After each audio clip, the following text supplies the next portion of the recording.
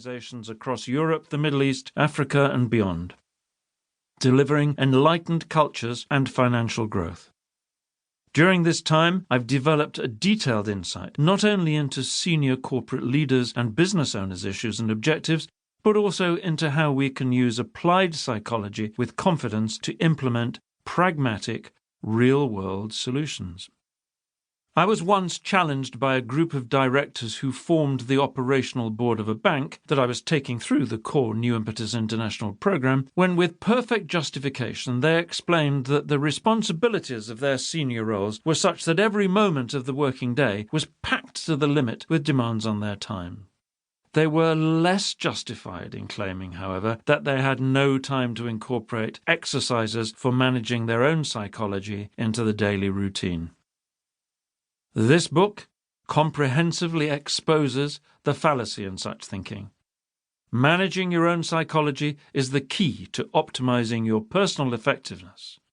I was finally motivated to gather up the evidence and write it by the overwhelming weight of recent research that proves the deep congruence and mutual benefits between the bottom line and positive psychology.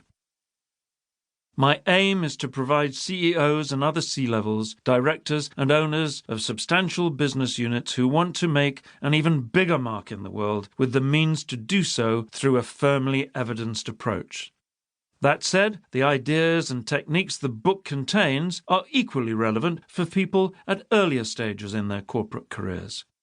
Whatever your role, by creating competitive advantage via congruent goals both for EBITDA and for valuing people throughout the organization, you will enhance your personal success, your career, wealth, happiness, and power to make a difference in the world. There are 3 evidence-based strands central to creating or fine-tuning step change in your organization. Firstly, how and why the behavior and values that maximize profit put well-being above everything else.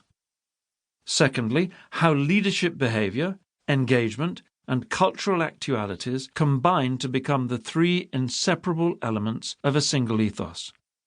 Thirdly, how to embed change universally, consistently, and reliably, and thereby optimize your actual ethos. We'll consider the evidence for this approach and how to use it to deliver superior levels of engagement and profitability. Along the way, we'll overturn common misconceptions and out-of-date beliefs about how to create change and what level of transformation is possible. Part 1 shows you how to use contemporary psychology's game-changing insights to optimize the performance of the individual. We'll look at how positive states maximize creativity, resilience, emotional intelligence, analytical reasoning skills, motivation, and self-esteem. That's my CREAMS model. We'll also learn how to defeat depression, which, according to the astonishing statistics, is at any one time probably affecting 19.5% of your colleagues. Finally, we'll examine how to take control of our psychological environment, helping us to default to high-performance states. Part 2 deploys a radical approach to personal change that not only embeds new patterns resiliently in individuals, but also aggregates to deliver your target ethos in the organization as a whole. We'll examine why the world, and almost certainly your company, is full of people who have tried to make performance and quality of life changes for decades without success, and how cognitive restructuring can make such disheartening failure a thing of the past. This is the key to behavioral resilience under pressure. The most successful business leaders and owners are those who embody the ethos they expect their colleagues to share. Part 3 sets out how to embed and sustain a resonant leadership mindset, emotional engagement, and enlightened corporate culture, the key elements of an optimal ethos.